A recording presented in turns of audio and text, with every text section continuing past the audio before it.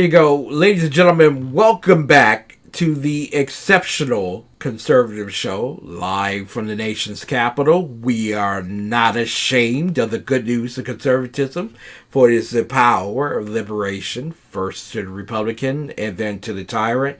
We have a very special guest tonight, and you all know that I have focused a lot of our attention over the past few months to make certain that we have individuals on the air that could possibly upset, win an election that the Democrat Marxists do not expect. One of them happens to be this young lady, Dr. Elizabeth Kreiselmaier, who is Elizabeth for Congress out in Washington State. You can find her on Facebook at Elizabeth for Congress. It is a tremendous joy having her on tonight because she is taking on challenger David Kilmer. And there is a great possibility that this young woman could upset Kilmer in 2 weeks. It is an amazing thing. And please, ladies and gentlemen, they are not voting for her just because she's beautiful. They're voting for her because she is a very brilliant woman, and we're so thankful to have her here. Doctor, why did you choose to run in this particular election? Well, first of all, thank you for having me, Ken. It's just a delight to be here. And yes, well, I chose to run. I was actually asked to run because I have such a passion for, the country I love. The country I love, our freedom. I see that it's fragile and it's worth fighting for. So that's what I'm here to do.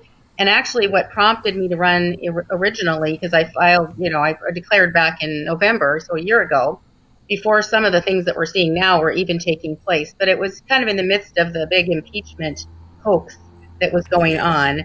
And I just saw that as really just a very, dastardly thing that was occurring, and attacks on our president constantly. And so I would talk about this, and I was active in the party just locally as a grassroots person and active in my community. And people asked me to run because of the background I bring to bear, the skills that I have, but also just the passion that I have that this can't go on. President Trump needs House members who will back him and not attack him. And I am a mom. I have a professional background. I can go into that, but I'm a mom. I'm a Yeah. mom on a mission to clean up the house, as I call myself. And my website is cleanupthehouse.com. And the reason I called it that was because of what I saw as all the dirty tricks and foul play and stinking thinking going on in the U.S. House of Representatives, and aided by the left-wing mainstream media, and just all the attacks that were constantly going on and continue to this day. And I just have always felt that the only thing, President Trump's only crime was beating Hillary in 2016. And True. they've just never gotten over it. And they've been on what I would call a 3.5-year tantrum. And I am, after all, a mom. So I recognize a tantrum when I see one. And that's what they've been doing. So I stepped up to the plate to just stand against that. And again, my opponent was all in on the impeachment, voted for it. I just thought it was a sham from the beginning, and we now know that to be true. And I also have just seen that the current representation that we have in Derek Kilmer is not reflective of our district where we live. I live in Gig Harbor, Washington, the Olympic Peninsula, Kitsap Peninsula area. And his values and stances on everything are much more aligned with those of Seattle. He's very radical in his voting record, but he proclaims to be a moderate, masquerades as a moderate when he's here in Washington State. In this Washington, when he goes to the other Washington, D.C., he votes as a radical in lockstep with Nancy Pelosi and the likes. So of her. So I just, it's just time to step up, step in, stand up to socialism and come to the aid of, President Trump is pretty much is the only thing standing between us and socialism, and he needs help. So I hope to Exactly. be there in Congress, backing him and his America First agenda. I want to talk with you tonight. First and foremost, COVID is one of the big issues around the country.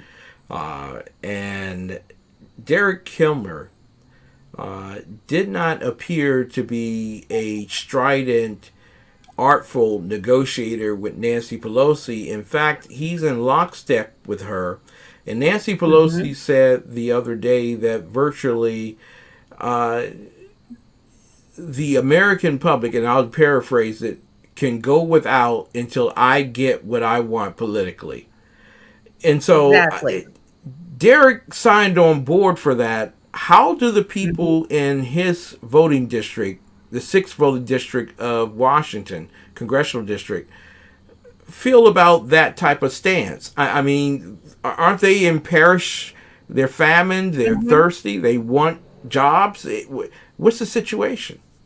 Absolutely. People are very upset, and we do live in a blue controlled, the Democrat controlled state under Jay Inslee, and these lockdowns have been extremely damaging in our whole state and in my district, in this district particularly. And yes, this holding hostage of any real, aid coming when it's needed and getting actually making it to the people that need it, that has just been just a complete disaster, and it has not happened as it should. And then not only that, there's been this perpetual focus that my opponent Derek Kilmer has on waiting for the vaccine and waiting and focusing on equipment and all the rest of it that's just so entirely focused on the virus itself, obsessed with that and keeping us in this induced coma. Our economy is an induced, artificially induced coma as a result. And again, as a mom, I would call that dawdling, just foot dragging. Yeah.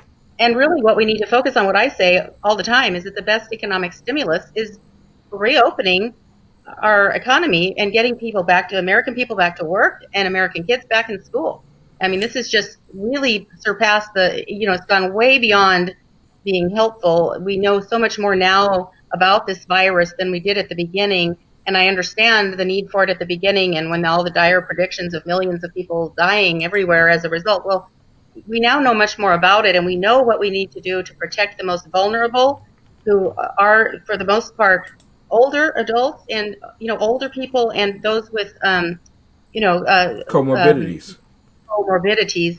And that is there is a way to do that and do it safely, but you don't you quarantine you know those those people, the people that you need to protect. You quarantine the sick or those at most at risk of being sick. You don't quarantine the healthy, the entire population, and shut everything down because that itself has such dire consequences in terms that we're just seeing and I think are really downplayed or ignored entirely by our media, mainstream media, in the fact of that we've got these, totally the burgeoning suicide rates, mental health issues, domestic abuse, kids not getting educated, and all that that brings along with it. And it's just been a disaster, and we need to remedy it and quickly. Elizabeth is running for Congress in the 6th Congressional District of Washington State. Ladies and gentlemen, she has an excellent opportunity in 2 weeks to upset Derek Kilmer. She's going to need your support. She's going to need your help. I'm going to encourage that you go to her website. And again, can you tell everyone what your website is? Yes, it's cleanupthehouse.com There you go. because I am a mom on a mission to clean up the house. So it's cleanupthehouse.com. And that's where you can go and make a donation. Check out my platform, my bio, and then my Facebook page is what's listed there on that you have on your screen. That's Elizabeth for Congress. But I really do encourage you to go straight to the website, cleanupthehouse.com, and do anything you can to help because really what the challenge I'm in now is just getting this message out more widely. I found that I've been very well received wherever I have gone, and I've traveled around the whole district in all 6 counties, just speaking with people. But I am up against an incumbent, a long-term incumbent.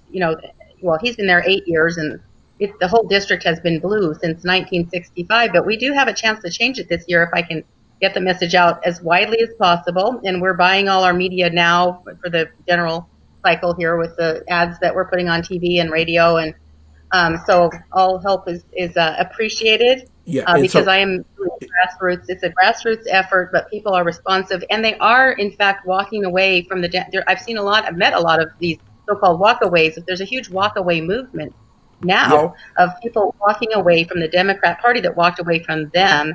And I have met many such people who say they're voting for me and they've never voted Republican before and always had supported Kilmer before. And it's not, it's, we could very well see an upset, and I'd welcome it, a red wave. exactly. We're hoping for that. Um, Mm-hmm. Derek Kilmer believes that you can minimum wage people into the middle class. Let me just play this. Thank you, Mr. Chair, and I thank my colleague for yielding. I also rise to oppose this amendment because I support quality jobs for folks and the laws that protect them. You know, when I go around my district, I hear from folks that are still feeling squeezed, that are ready to seize opportunities that they might not have right now. Since 1931, the Davis-Bacon Act has been there to help working men and working women earn a decent wage. And I'd respond to the good gentleman's statement. You know, Davis-Bacon is about embracing the premise that when we use taxpayer dollars to build a project, it's not just about building that project. It's about building the middle class. I oppose this amendment because it seeks to undo 3 generations worth of protections that have helped our country create the strongest middle class in the world. I don't support nickeling and diming workers. We have a responsibility to make sure the future is better for the generations to come. And if those that follow us earn less or get injured more and can't take care of their health, that is a step backward, not forward. And so Derek Kilmer believes that you can pay people $15 an hour and they will become a part of the middle class. Not knowing also that Davis-Bacon Act was created back in 1931 as a way of keeping black employees from earning as much as their counterparts. First and foremost, does Derek Kilmer support that racist act? And then, secondly, do you believe that minimum wage is the actual way for Americans to enter the middle class? Well, yeah, the whole premise of the minimum wage as being the shoehorn into the middle class somehow, I just don't buy that. Number one, and so because it just doesn't work. It just you end up killing off business. It's not a good way to go about elevating everybody's economic opportunity. What you really have to do is support the job, bring jobs back, as President Trump has so ably done. Change policies so that we are not incentivizing companies to ship those middle class jobs overseas and bring them back, incentivize them to come back with the ways that has been done. And then the other thing that would pertain to our district in particular, it's not about the minimum wage. It's about when there's hardship and struggle and a lack of economic opportunity and jobs in our district. For example, in the rural district, the rural part of the district that relies on the timber and fish, or has in the past, timber and fishing industries. Yeah. Those industries, particularly timber, has been just decimated from policy decisions. And, a lot of the things that Derek Kilmer supports in the way of over-regulation of the forest that has resulted in not only a lack of jobs in the timber industry just going under, but also the massive fires that we have had that result from the poor forest management. And he's not even addressing the underlying cause of that, which is that the forest is not managed because the environmental regulations that have put into place to save the spotted owl from the 80s, that's how it started. And then we have a new same song, second verse now with the marbled murrelet, another bird. But it just ignores the fact that you have to, these forests are working forests or have been and need to be again. And when you work the forest, these trees are a renewable resource, and they were planted as crops. And now, because they've not been able to be harvested, and the timber industry has suffered so much, they were planted too close together. They were never intended to be allowed to grow because they are. And so it's just they're too close together. They're diseased. There's all this underbrush that's not clear. I mean, there's just poor management. Anyway, that is far afield from where you started with the minimum wage. But really, where I'm going with this is that where Derek Kilmer seems to focus is on certain processes and policies that do nothing to address the underlying issue. If the underlying issue is bringing jobs back to a struggling economy, then you have to look at why did the jobs leave in the first place, and then address those issues. And it wasn't about minimum wage. It was about, it was about the incentives in place for the businesses that have the jobs. And we just lost Boeing, for example. And Derek Kilmer prides himself on his economic development background. and creating jobs and fulfilling, but where was he when that happened? How did that happen? Well, they left because we have a climate that's not supportive to business, and he did nothing about that. Exactly. Higher taxes, more regulations, uh, chasing the minimum wage dream. It seems to be the burden that Democrat Marxists put on their citizenry back home, while they Mm-hmm. scoffer over their own benefits and pay themselves wages exceeding what they deserve. So I want to ask you here in regards to the fires, because there have been a number of fires from Washington State to California on the West Coast. Some people have referred to that as climate change. Others have referred to that as arson. You tell me, which one has it been, and how much does poor management of the environment by those who support the environment makes a Mm-hmm. difference? Yes, I think it's definitely poor management of the environment, not being good stewards in terms of managing those forests properly and allowing the timber industry to do what it was able to do for so long and so well. And yes, to blame it on climate change. I mean, forest fires start from lightning or arson. I mean, and so there have been 4 arrests made in arson related arrests in connection with several of the fires. But really, there's just when there are conditions that lead to a fire happening, it's just a tinderbox, waiting to be ignited. And so the poor management of the forest actually is very closely tied to those who have the environmental interest, which we all share. I want to be a good steward of our environment. I love Washington and our forests and clean. I want clean air, clean water, and beautiful greenery that we have here that we're privileged to enjoy. But when we don't manage things properly and have fires such as we've had, that emits so much more carbon.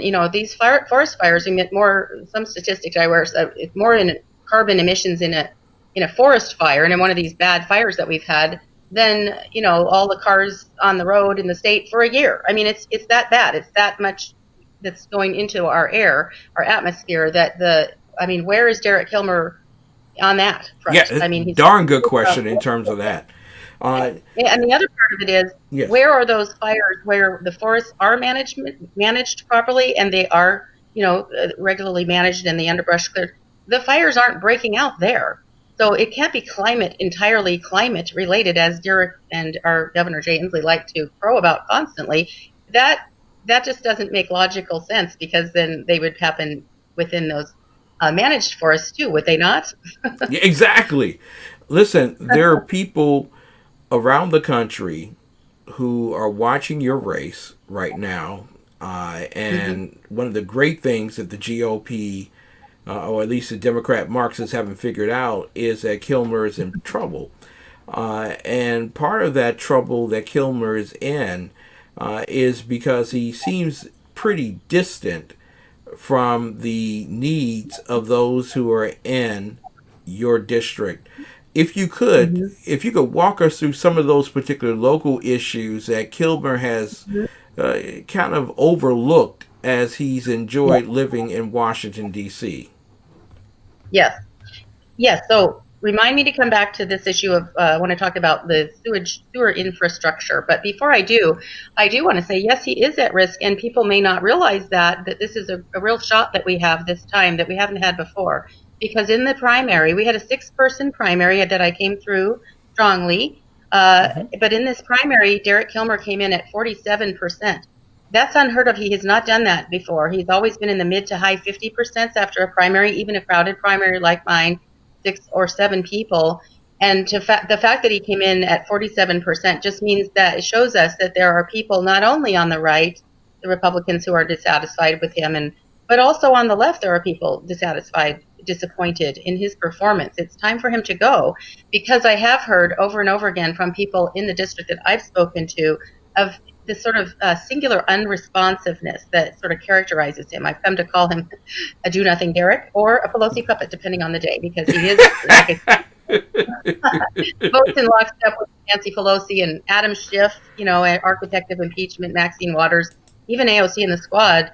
the radical squad, 95% with them. So he does this sort of masquerade of being moderate when he votes as a radical. But this do nothing element is really critical because so many people have told me that he's great at the form letters and the photo ops, but really isn't there when it comes to the issues that really affect people, their lives and their livelihoods in the day to day. So here's an example. So there's one area of our in our district where there's a really a burgeoning, the septic capacity, the septic system capacity has just been far outstripped.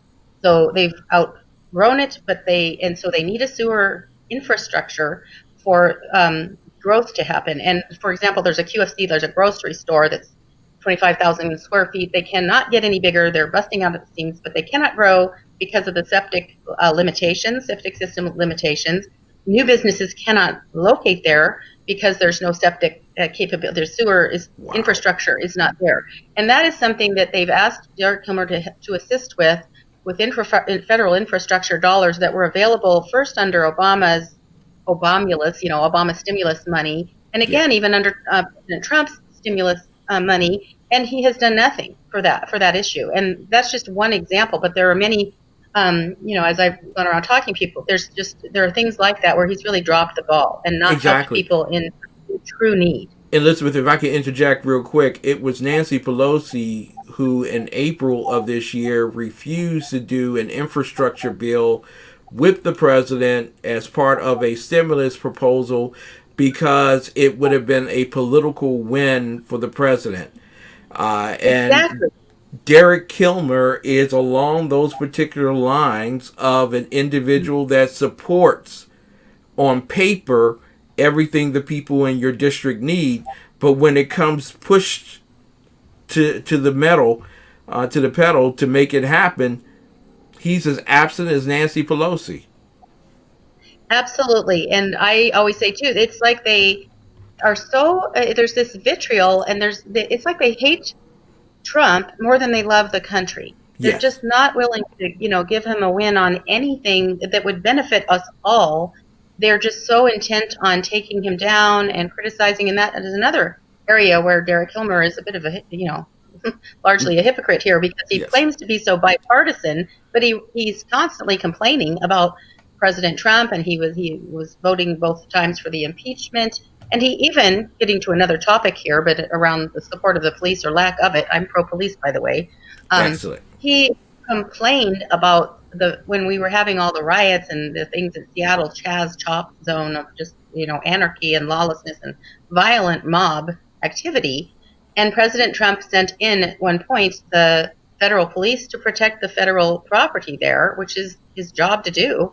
And Derek Kilmer signed on with the rest of the Democrat delegation from our state a letter of basically contempt and complaint against the president for doing so. And that to me is just unconscionable. I mean, in what world is that not okay to have police protecting property at risk, people's lives, people and property at grave risk? And Derek Kilmer was complaining about that. Where is that serving the people? Exactly. You mentioned earlier that Boeing has said ta-ta to Washington State. And that goes to the issue of national security. Boeing is a huge national security piece to the puzzle in terms of transportation, aerospace, and things of that particular nature.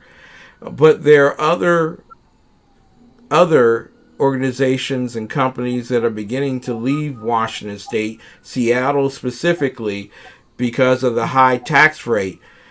Are the people in Washington Congressional District 6 open to a Kamala Harris presidency? I'm sorry, Joe Biden, Kamala Harris presidency, in which they come right out the bat and say, we're going to raise taxes on those who are making above 400,000. We're going to repeal the Trump taxes, which raises taxes on everybody. We're going to raise the capital gains tax. We're going to raise the corporate tax.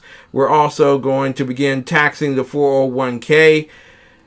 Is this what the people in your district want? Will they vote for that?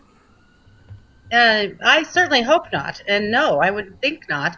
And for a couple of reasons. One is, simply historically looking at the last time around, 3 of our 6 counties did flip red for President Trump in 2016, which was a first. I mean, they've been blue also for the whole time. So 3 of those 6 counties, Clallam, Mason, and Grace Harbor counties, did flip red for Trump, and they're only more red now, more Republican now, just because of what we've seen over these years, both in terms of Trump's successes originally until COVID hit and all the things that have the aftermath of that and all the unrest, but also in he's handling things, I think, very, very well.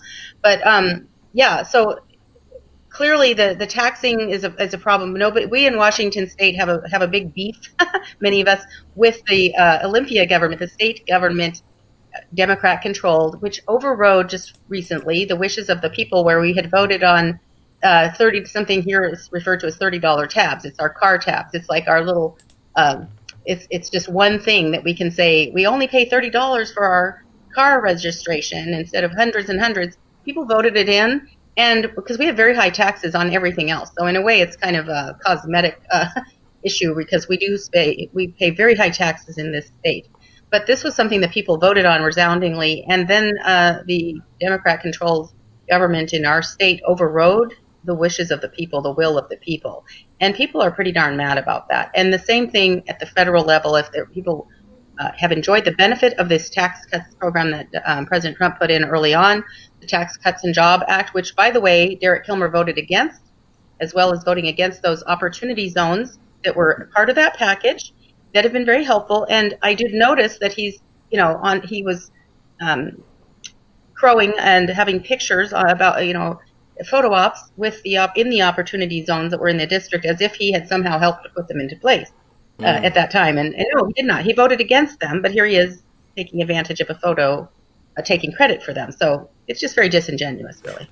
In finality here, because you have a battle ahead. I'm going to try to get you back on the program because I believe that you are an upset-bound person.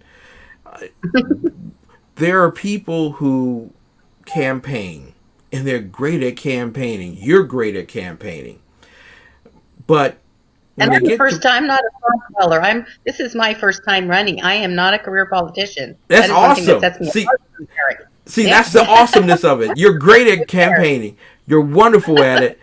Thank you. But if somebody were to ask you, what 3 pieces of legislation would you have your fingerprints on in 2021 to help not just Donald Trump, because that's a political thing, that's the Watergate kind of thing, that everybody's helping somebody here in D.C., but the 3 things that you can be fingerprinted on in terms of legislation that helps directly the people of Washington Congressional District 6?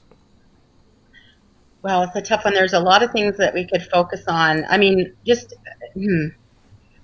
well, I guess the first thing, this isn't legislation, but I would say it would be my absolute pleasure when I win, to go there and my first vote be to vote Nancy Pelosi out and vote in a new speaker, because he's a national security risk right there, and so is Biden. So yeah, vote in a new speaker. That'll help us all. Exactly. And then I don't know. I've been noodling over this, just kind of contemplating how would I, because I am not a legislator yet, but I've been thinking of how can we do something to change the rules, put a law in place perhaps to ensure that Congress members must abide by the rules that they set, by the laws that they pass. So, because it always bothered me that, under Obamacare, there was an exemption for congressional members. So people voting for it didn't apply it to themselves. They got exemptions to pursue their own private insurance, and all the rest of us suffered under, what Obama passed, Obamacare. And then similarly with this COVID and shutdowns, and seeing Nancy Pelosi traipsing around getting her hair done when no one else is allowed to, and similarly, Lori Lightfoot in Chicago getting her hair done because, she has to look good. The rest of us just don't. I guess we're not important enough.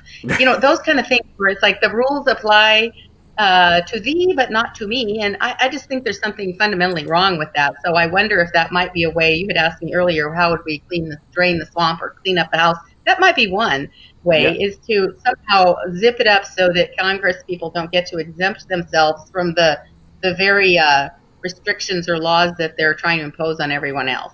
And now, in finality here, And I'm going to give you an opportunity because I know that you're not asking the American people to give you $100,000 or $10 million like Joe Biden would.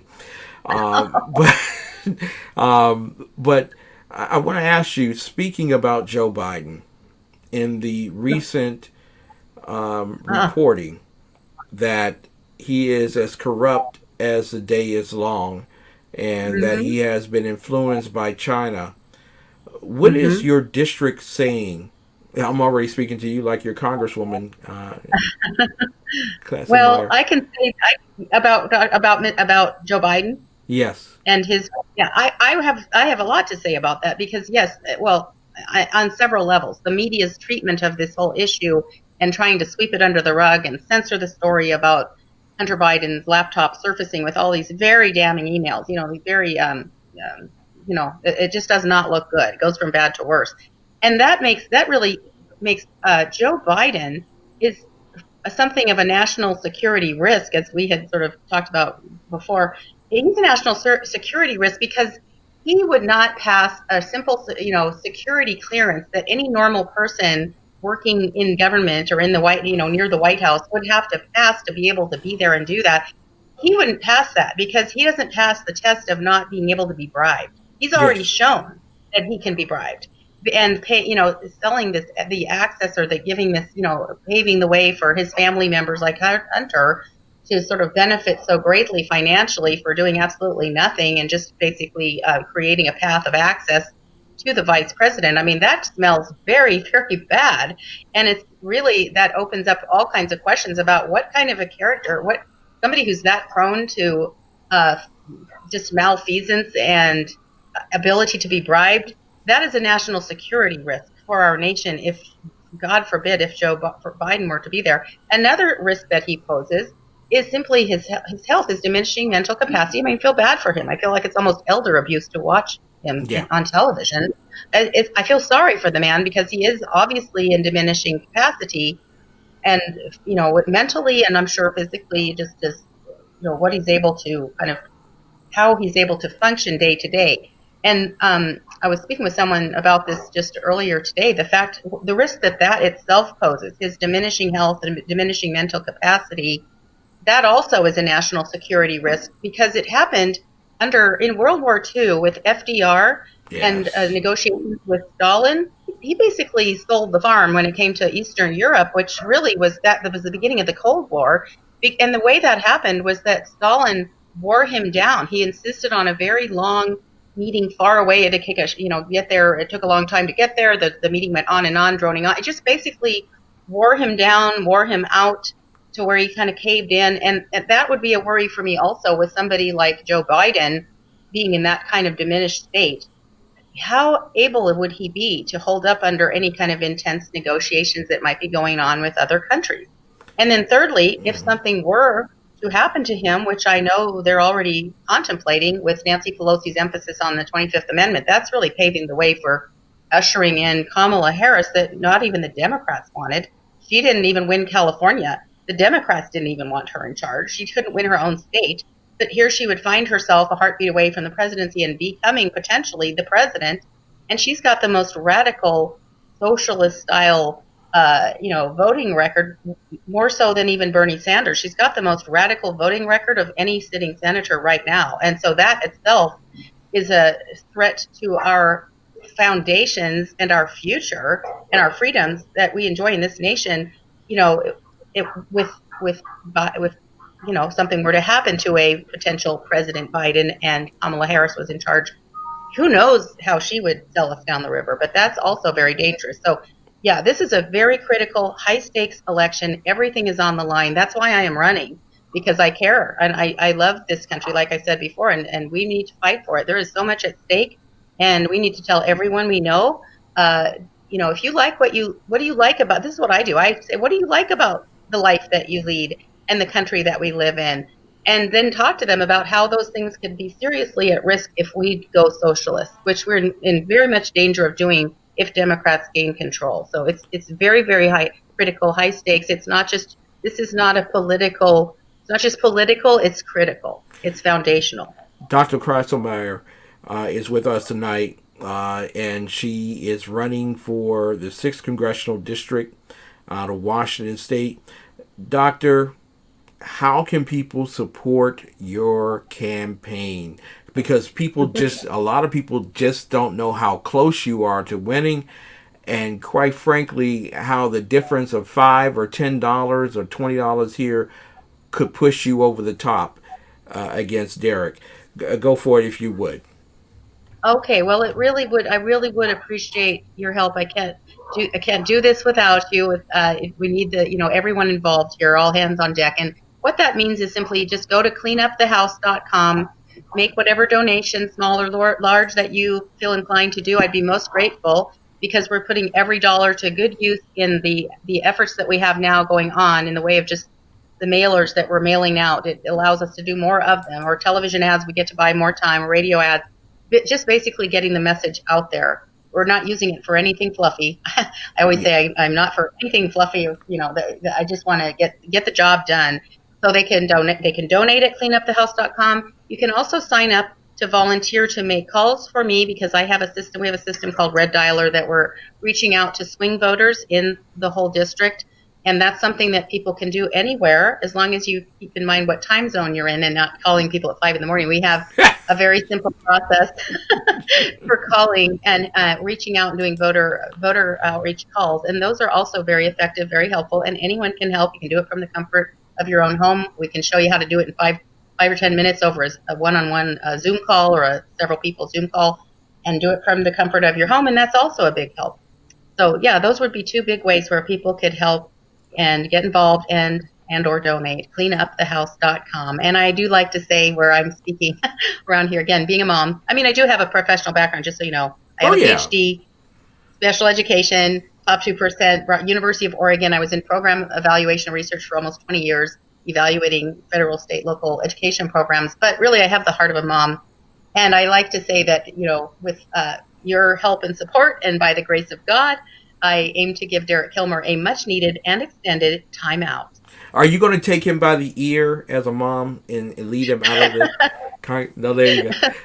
I'll let the voters do that.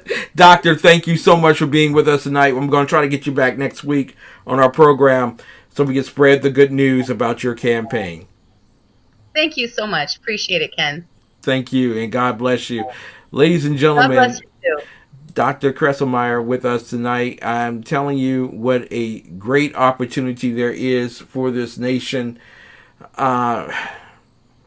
She's a dog owner, too. So that goes a long way. She owns a dog.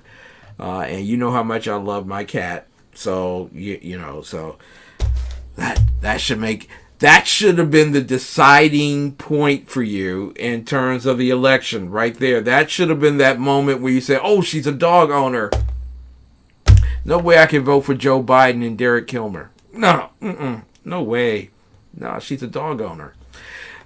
Ladies and gentlemen, I want to tell you all that we have had the most fun tonight. I got a chance to talk with the protege of D. James Kennedy, Dr. D. James Kennedy, Frank Wright, Dr. Frank Wright.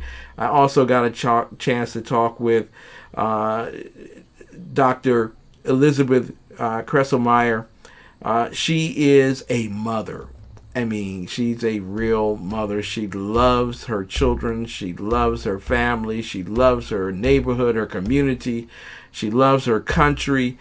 She loves this nation with all of her heart, mind, soul, and strength, and she doesn't like the direction that it's going in, and you can make the difference as she's about to make the difference. Just a little bit of sowing can harvest a great deal of fruitfulness.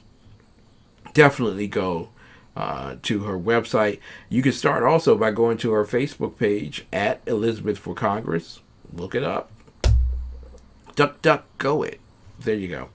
I want to thank everybody who's in the chat roll this particular evening, ladies and gentlemen, as we are recording this. And this, for those of you who do not have the dexterity to stay up on the East Coast long enough to watch my show because you go to bed early, don't worry about it. You can watch it in YouTube and you can watch it in BitChute.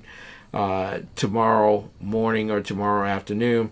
In addition to that, ladies and gentlemen, I want to announce to everybody that over 235,000 people have visited the TECN TV website this year.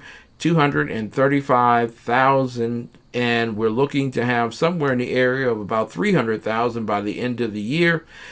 Big things coming up. We have the president's debate with none other than Vice President Joe Biden, who took a whole week off to prepare for this. A whole week.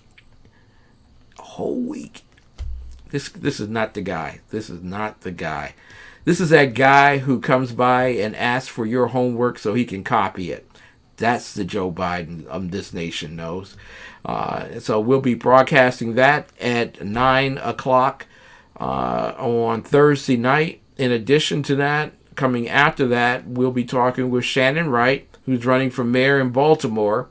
And we'll be discussing with her a special event that she's hosting this Friday, an art exhibit with the workings of her husband going on display for the first time. So it's a lot of celebratory things. Of course, Dr. Reisman will be joining us, and John Ulner will be talking about pedophilia on Friday night and why the Hunter Biden tapes should be a great concern to you. Pedophilia, ladies and gentlemen, pedophilia it is. Listen, Dave Milner, love you, man. Thank you so much for being here. Bonnie Williams, hopefully you didn't find me tonight, my great executive producer. Mary Brockman, my bouncer in chief, smooches gracias to you. Love you dearly. Thank you so much. Mrs. Biggs, love you dearly. Thank you so much for all of your financial support for making the dream come alive. And for all of you who have been watching around the world, I thank you so much. Enjoy our After Hours channel with such good news and information on it, including a movie about Google. It's called The Creepy Line. Yes, indeed, The Creepy Line. And it should put a great fear into you about what the social media mafia is doing to you, your family, and the world.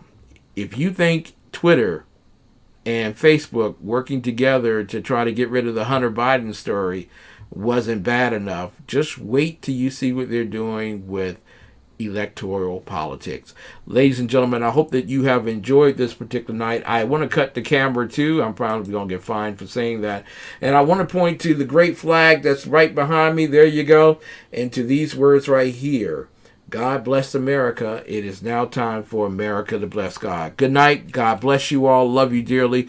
We will check you out tomorrow when you check us out.